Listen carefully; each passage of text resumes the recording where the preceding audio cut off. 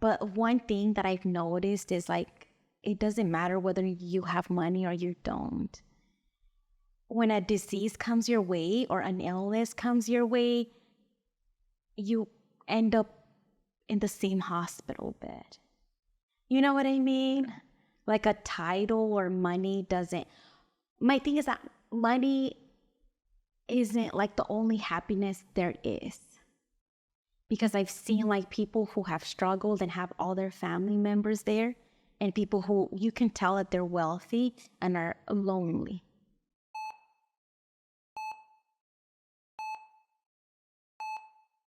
Margarita, how are you doing today? I'm doing good. What about yourself? Pretty good. Thank you for asking. Really, really appreciate the support to the Moneymalistic channel. Thank you for giving us the opportunity to have an interview with you.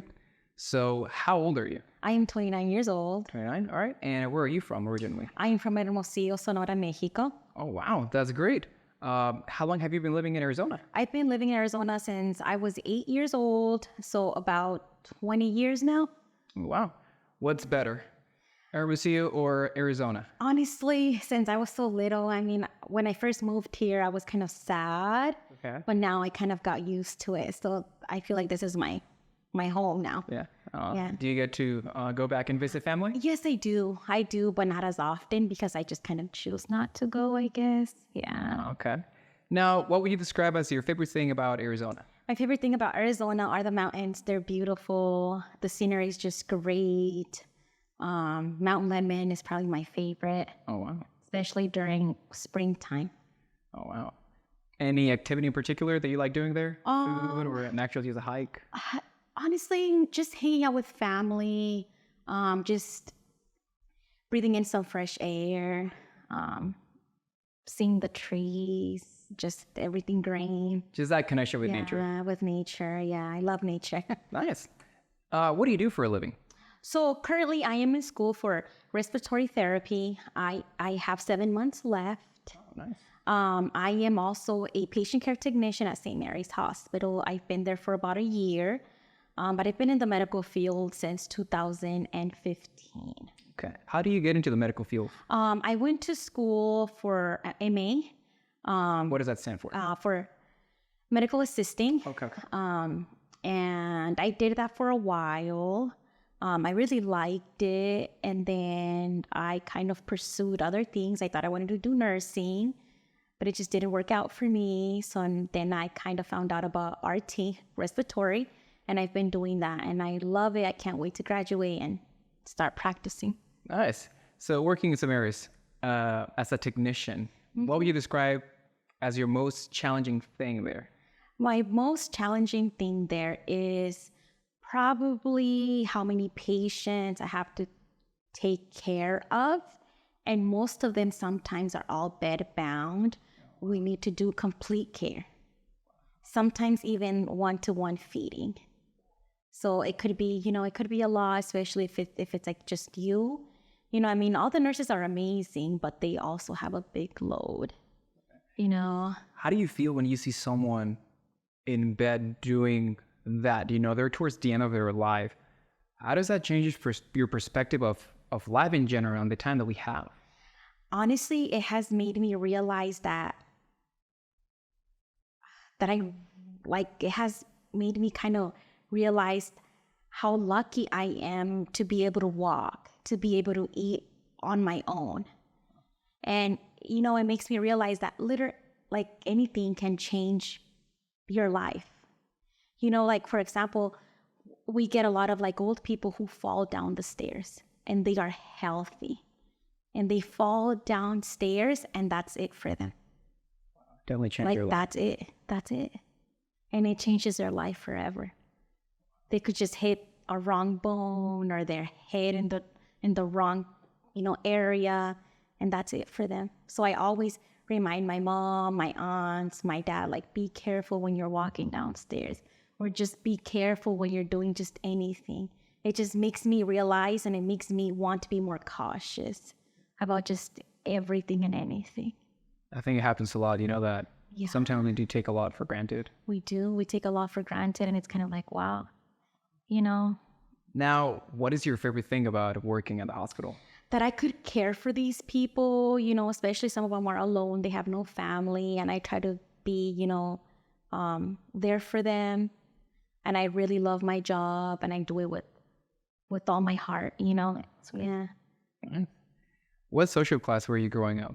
I was the middle class. My dad worked really hard. He was always working. He worked out of state. He's a pipeliner. Oh, wow. So he makes pretty good money, but in Arizona, you don't really make good money, I guess. So he would always like literally travel everywhere. So we got to travel a lot because of that. And I was very fortunate to do that.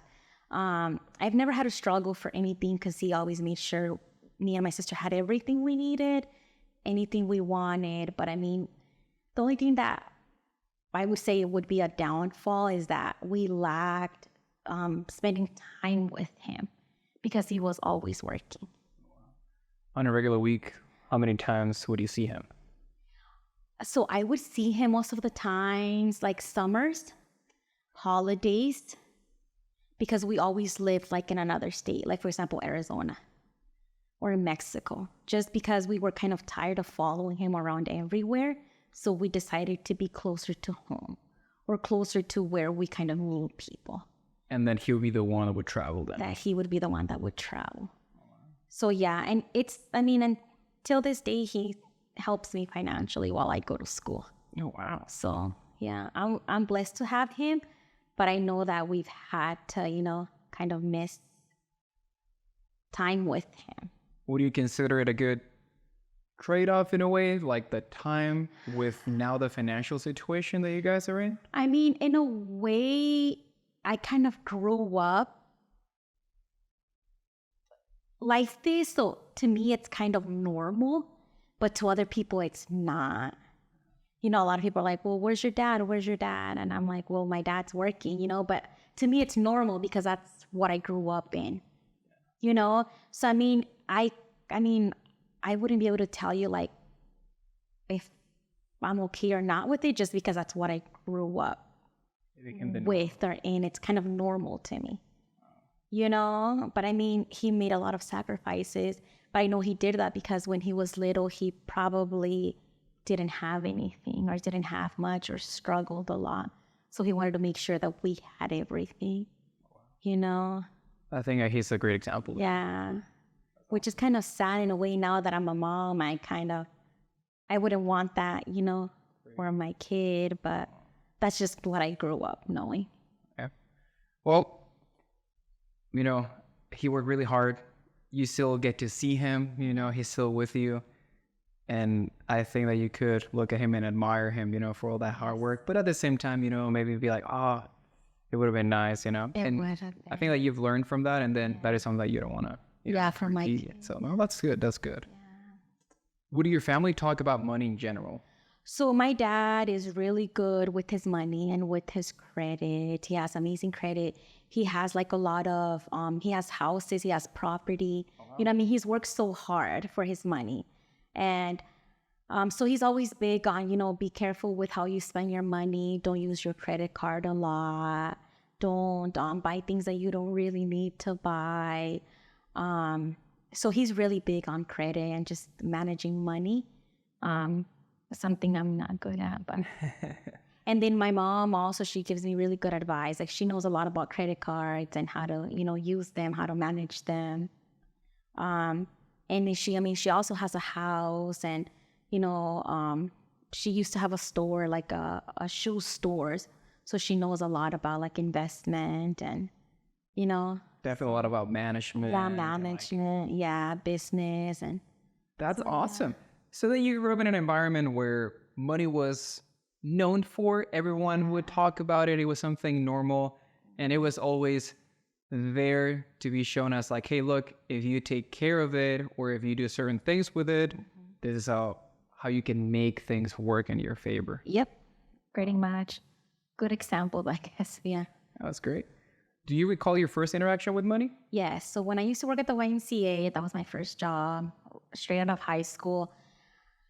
I received my first paycheck and it was $200. I thought it was a lot of money. I went to the mall, Victoria's Secret, Bath and Body, bought a whole bunch of lotions, sprays, shirts, just anything I could get my hands on. And everything was on sale. So you burned through the entire check that same day? Yep. And I was so happy. That's an important thing, right? How did you feel? I mean, you got your check and then that was like excitement. It was. And after you spent it, did you have any remorse? No, because I was literally like 18, 19 at the time. So, I mean, I was living with my parents. They would still give me money, buy me whatever I wanted. These $200 extra were like, oh my gosh. You know, and one thing about me, when I have money, like I just want to spend it. I want to buy something. Like buying things and shopping makes me happy. You know, which is probably not a good thing, but that's just what I like to do. At least you recognize it. That's a good thing. You know, a lot of people, they know that they have an issue. You know, there's something they have to fix, but they don't want to really look at it, talk about it, and you're really open about it. So I think that you can definitely fix it down the road. What is the best financial advice you have ever received, and who gave you that advice? Okay. The best financial advice I have ever received is from both of my parents. Okay. Both of my parents are really big on save your money, be wise with your money, don't spend it on things you shouldn't be spending it on, especially because you have a son and you need to really look after him, save for him. I mean, I also want to buy a house, hopefully in the next year or in the next 2 years. So they really push me to like want better for myself and to be wiser with my money. So it's both of my parents are really big, big role models. Since your dad would always talk about credit cards and all that, would he ever tell you like any key points to look for when it comes to getting a credit card? I know something he would bring up is like low interest. And then, for example, some credit cards do like cash back, or you earn points like, like for money or for hotels or for airplanes or for just anything like that. And then he really likes Wells Fargo. Oh, okay. So that's like since he was little, like he's been like a Wells Fargo fan or, whatever you call that. Oh, that's good. By any chance, do you remember what happened a while ago with Wells Fargo? That there were like a bunch of accounts that were like, being opened. Oh my God. Yes. I got a letter. I got a letter. That's scary. I know. Did you letter. Did you think about, switching banks, or you were just like... I actually have two banks, Wells Fargo and Chase. Oh, nice. So I have a Wells Fargo credit card. And then I have a Wells Fargo, and then I have a Chase checking account and savings. And I have a savings account in Wells Fargo for my son. So, yeah. But the only reason why I really like Wells Fargo is because it's so close to our house. And there's a Wells Fargo everywhere in the country. True, yeah. You see it as a convenience. Yeah, especially because we travel, with my dad. We would always find a Wells Fargo everywhere. But when it came to other banks, it was just harder to find like an ATM or, You have to pay fees. Yeah. So I'm trying to go to Wells Fargo. All right. So in the other side of the spectrum, what is the worst financial advice you have ever received, and who gave you that advice? Okay. I'm probably not going to say any names, but one of my family members just kind of gave me that advice of, if you like something, I'm sorry, just buy it because you work for it. You work hard for it. You might die soon. You never know when the last day of your life is. So just buy it, just spend it. You'll earn the money when you go back to work or when you work again. This family member that you're talking about, are there any like situations that you remember that he would do? They have really bad. Yeah. Tell us some They have really bad spending habits. Some stories. Okay, so I think one of the stories is that this person owes a lot of money and is always in debt. Oh, wow. But has the best of things. Oh, okay. Yeah. Best brands, most, but it's just, yeah. Are they always struggling financially? Yeah, but then they kind of get a job and they're fine. Oh, okay. So they do In a way, they know their limits. Yeah, in a way they know their limits. And what do you think of that? I don't want to be that because I don't want to live paycheck to paycheck. And I don't want to live kind of like, you know what I mean? Like, what if I get sick one day and I can't work for a whole week? I want to know that I'm okay for like 6 months to a year. You know what I mean? If I wasn't to work, I'll be okay still financially. Like, I'll still pay for my mortgage. I'll still pay for my car payment. Or I'll still, you know. You're talking about an emergency Yeah, fund. like an emergency fund. Do you have one right now? I do not have one right now. Unfortunately, I stopped working going on 2 years because I had to go back to school. And like I said, I'm not the best with my money. Yeah. And then not yet. And then not only that, just because the type of job I did as a single mom, I was kind of living paycheck to paycheck because I would only make like $18 an hour to like $20 an hour. You know, so it wasn't enough for a car payment, you know, a rent, plus everything else, you know. Plus I had to pay somebody to watch my little one. So it's kind of like, it's just not enough. Do you recall the moment that you realized, like, I need to make a change? I'm working a lot. I'm not making ends meet. I need to change the situation. Honestly, as soon as I became a mom. But my son had some medical stuff that we needed to take care of first. So I couldn't start school until all of that was taken care of. And his last surgery was back in 2021. So then after that, I was able to apply to school and land on a program just because I couldn't, you know, because it's like a full-time thing. So I couldn't really just kind of be like, oh, well, we have all these things going on medical-wise and plus school on top of that. Like, it just wouldn't work out. That's good. You took a Yeah. small pause and then you're then just, you know, investing in yourself. I always like to say that that's one of the best things that you can do. And I think that you'll come back stronger than ever. So that's really good. Thank you. I'm like, I need to work overtime. You have the motivation. That's a good thing. Yes. What is the best financial decision you have ever made? Going back to school with the support of my parents, because without their support, I don't know how I would do it. Will you have any student loans by the end? I do. I have a student loan with Pima Community College. Yeah, Pima Community College when I went to school for MA. Oh, okay. So with your previous... my previous. Okay. And I owe like $11,000. Oh, wow. Because I didn't qualify for FAFSA because my dad earns too much money. And I was still like under their household. And when was this medical assistant? It was like 2015 because it was only like 9 months. So I started like January 2015 and I ended in like October 2015. Okay. And I started working right away. Are you making any payments there or? Honestly, thankfully, so this is how it kind of works, I guess. I don't know. But if you're still in school, your loans kind of stop. So they kind of freeze.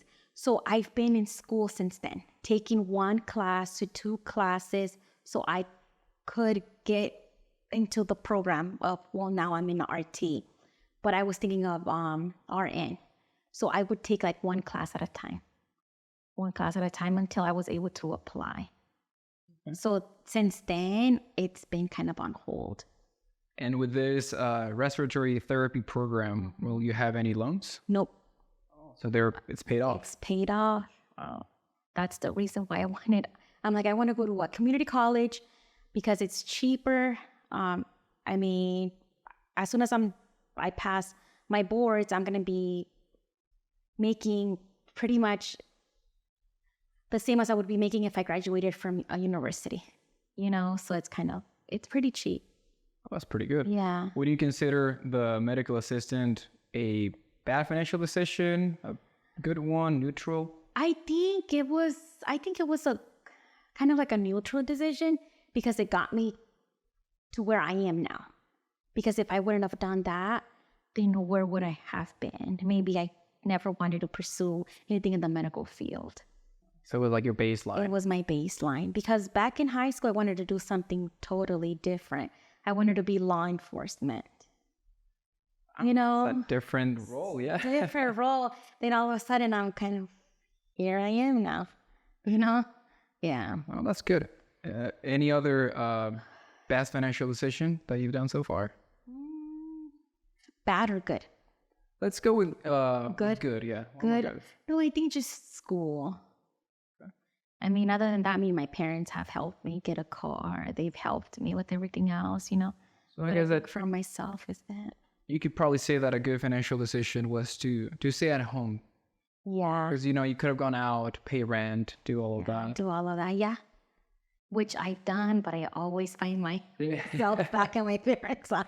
How was it being on your own, you know, paying rent and all that? It was, I mean, it's a lot. It's a lot, but it's nice having that freedom and having your own little space. Is it a good trade-off of being independent and paying, or being with your parents and having, It's probably better to be with your parents and not have so much stress. Yeah. Yeah. I like how you see it. I mean, it's good. You've been through both, so you know what you like. Yeah. Now, okay, let's talk about the worst financial decision you've ever made. Well, I have a list. Let's go through it. Okay, so I love to buy purses, brand purses. And they are, I mean, to me, they're expensive, you know. So if I see a purse, I kind of just buy it if I have the money. And I don't think that's a good decision because I could save that money. But like I said, I just love spending money. And then I love clothes and shoes and makeup. So I just spend it.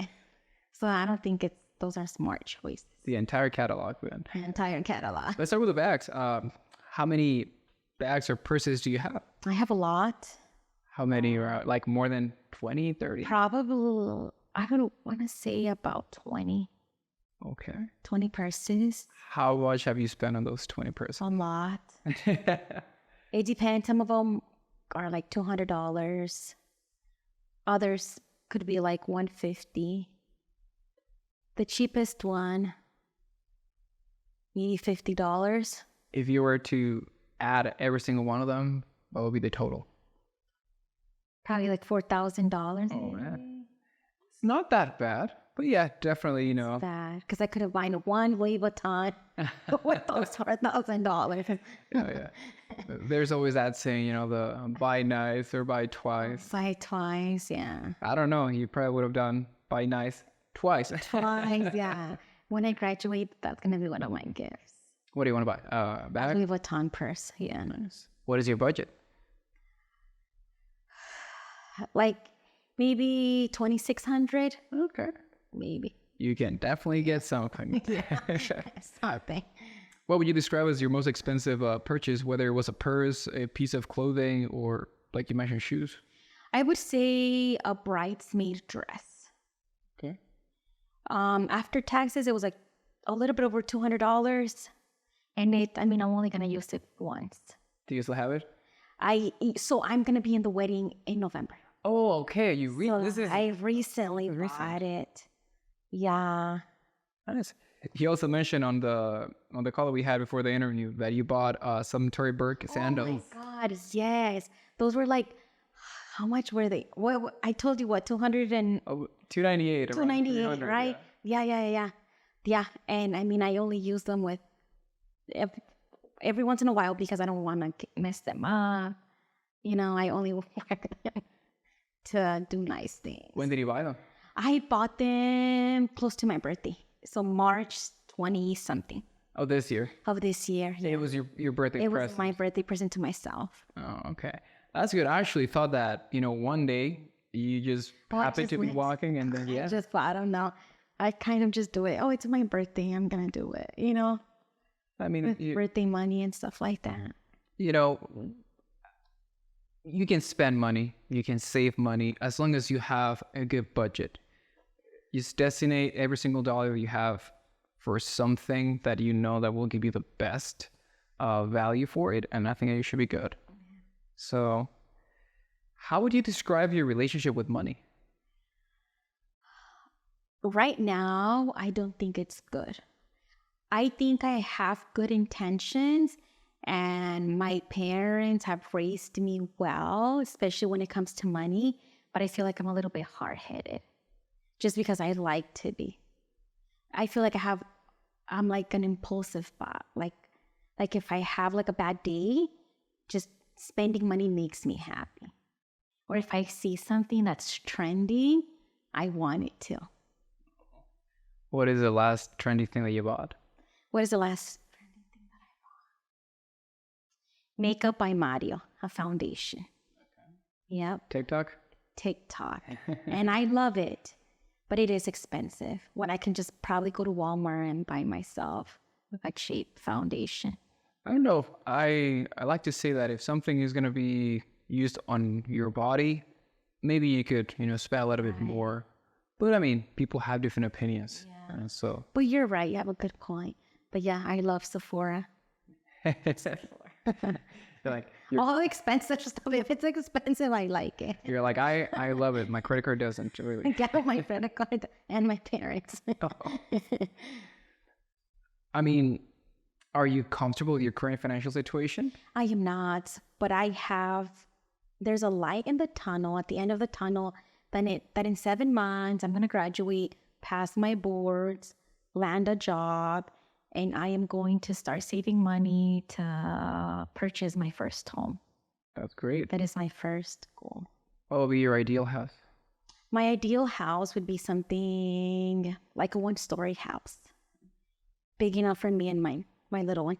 High ceilings. Yeah. Yes, high ceilings, an open layout, mid-sized backyard. With a pool. Yeah, something that I can decorate. Well, that's good. You have a vision, and I think that if you can see it, you can make it. Yeah. You just have to take action, and you're actually doing it. Thank you. Yes, can't wait. Can't wait. If you could go back in time and change one financial decision, which one would it be and why? It would be to stop buying purses. I only use them for a little bit, and then I kind of get bored of it. So I would be like, stop buying expensive purses. One purse is going to do the same job as all of, any other purse. Okay. Have you ever talked about money with any of your patients that are on their last stage? So we can't really bring up any like financial stuff or any religion stuff, so I have not. But some of them do though. If they talk about it, then I listen, but I can't like bring it up. But yeah, you can tell when someone's like really struggling, and you can tell when someone was very successful. Have you gotten any advice from them? Not really advice, but one thing that I've noticed is like, it doesn't matter whether you have money or you don't. When a disease comes your way or an illness comes your way, you end up in the same hospital bed. You know what I mean? Like a title or money doesn't. My thing is that money isn't like the only happiness there is. Because I've seen like people who have struggled and have all their family members there, and people who you can tell that they're wealthy and are lonely. And they're just lonely, alone. Wow. I've never, thought about that. Yeah. But I think you're 100% right. Sometimes you could have all the money in the world, but if you have anybody to spend it with, it's worthless pretty much. And who knows where that money's going to go? Go towards to or for who, you know what I mean? You can't take it to the grave. But you're there alone by yourself, So I wouldn't want to be like that, It's good that you're aware of it. So you know that, that's a possibility. And that's like something good to know, have it on the back of your head. That could come on later on. Great. So we're going to go over our first section called Would You Rather. Okay. So I'm going to give you this container. Okay. And you're going to go ahead and then just pull one at a time. And then based on the number that you get, I'll be asking you a question. Okay. Let's see. 24. We always get a lot of 20s. I don't know why. All right. Margarita, would you rather leave 100,000 for your kids as an inheritance, or spend all of your money before you die? Leave money for my kids Okay. so they can be well off. It's funny how, we were talking about this and then randomly you got that question. That's funny, huh? All right, let's go with the second one. 23. Another 20. Whoa. Would you rather use a credit card or a debit card for every purchase? Credit card, because you build your credit. Oh, that's good. And at the same time, you're not liable if something happens. And, to an extent. It's an extra layer of protection. Somebody stole my card. I'm just kidding. Has that ever happened? Honestly, no. But my little one, I bought something on his PlayStation, and my credit card stayed saved on his account. Well, he went ham and bought all these things. Yep. How much was the bill? So, okay, let me see. It was like over $300. Oh, wow. It was like 100 and some, and then $5, $6, $7. Was he happy at least? He was very happy, but he got scolded, and then I had to call, hey, I have a little one, and he did this and that. So they kind of, they're investigating it.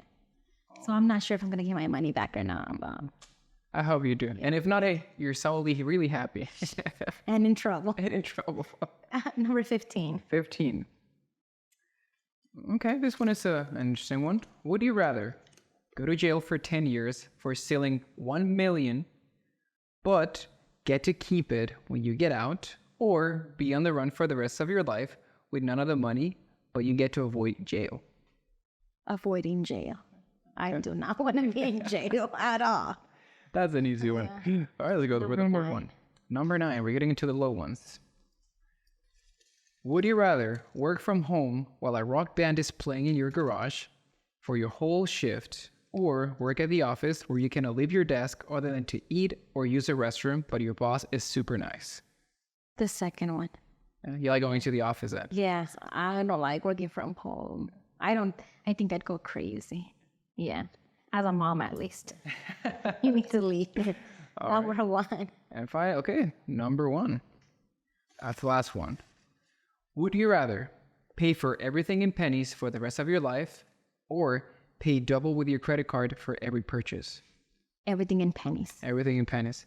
So let's talk about this one. This one is really, really interesting. I really like this question because, what do you usually have for breakfast, or what is something that you purchase on a day-to-day?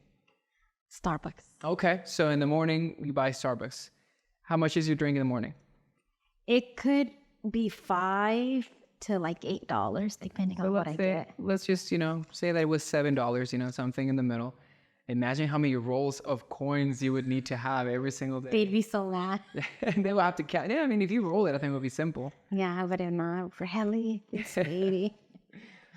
All right, let's go over our next section. The next one is called "What Do You Think?" This one is more about opinions and thoughts on money. So same activity, just pull one, and then I'll read the question to you. Okay, let's do it.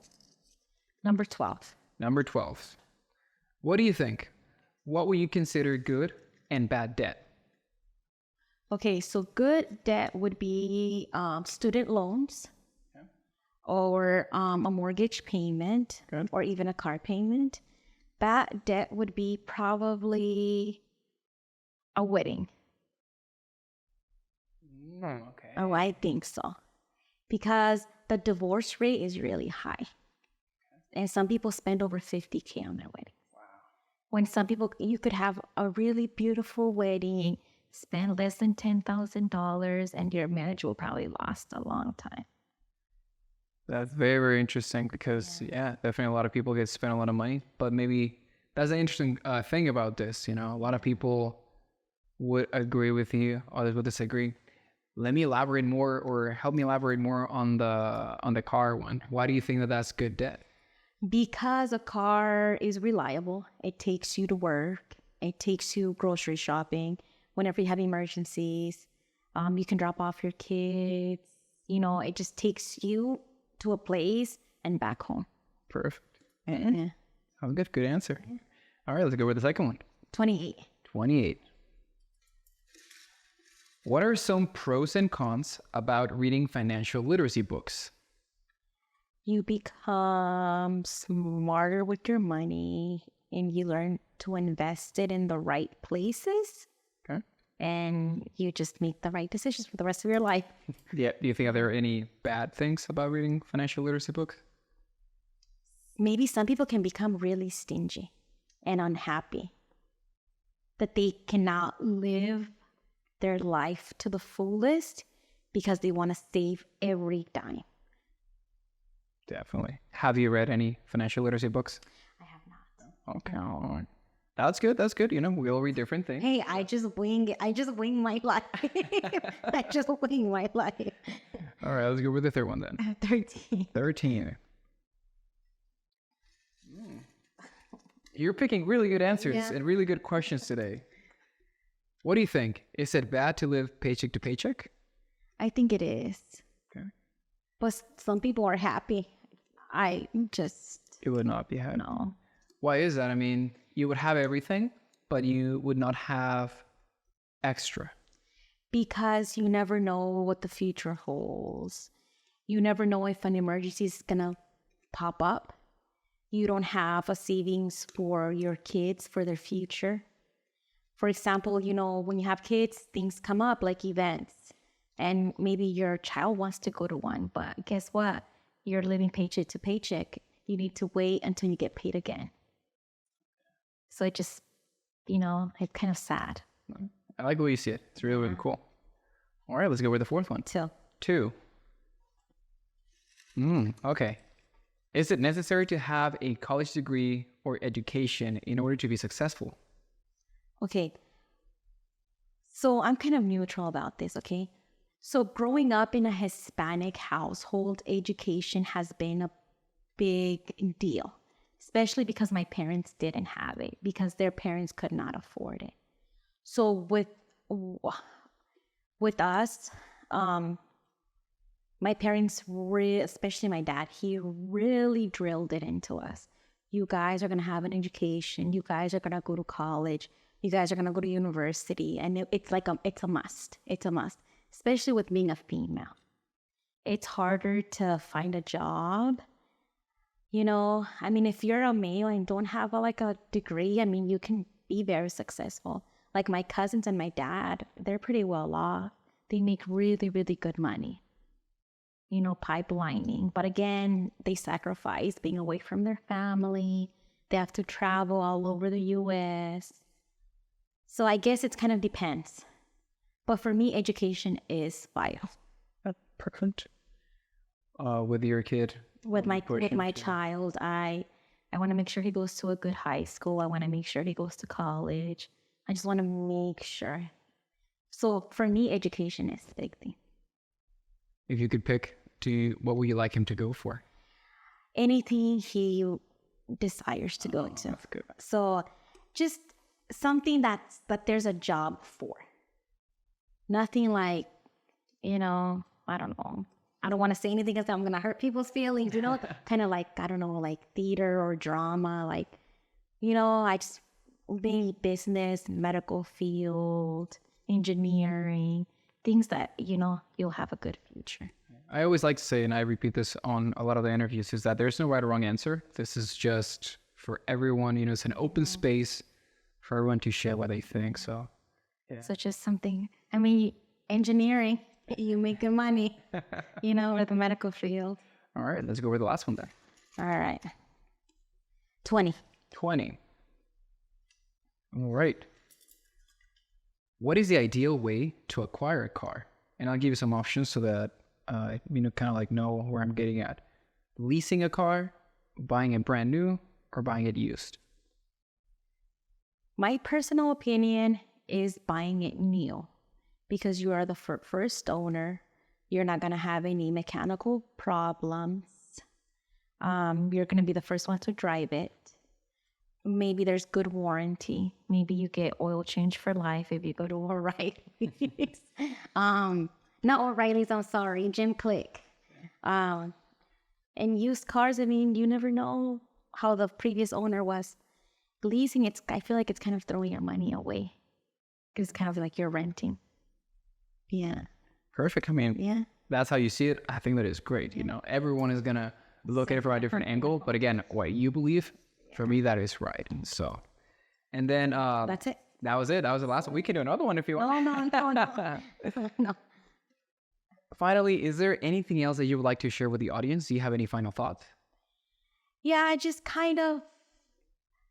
I feel like people should really look into financial literacy, like kind of learn about it so you're not in debt your whole life, so you don't make the wrong financial decisions, because it could have a really big impact on you and you can really be unhappy for the rest of your life.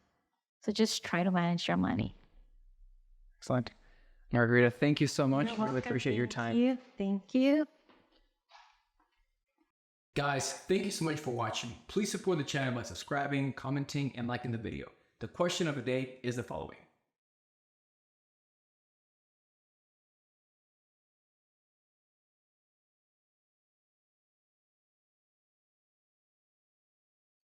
Let me know your opinions, thoughts, comments, and constructive criticism in the comment section, and I will see you guys on the next video.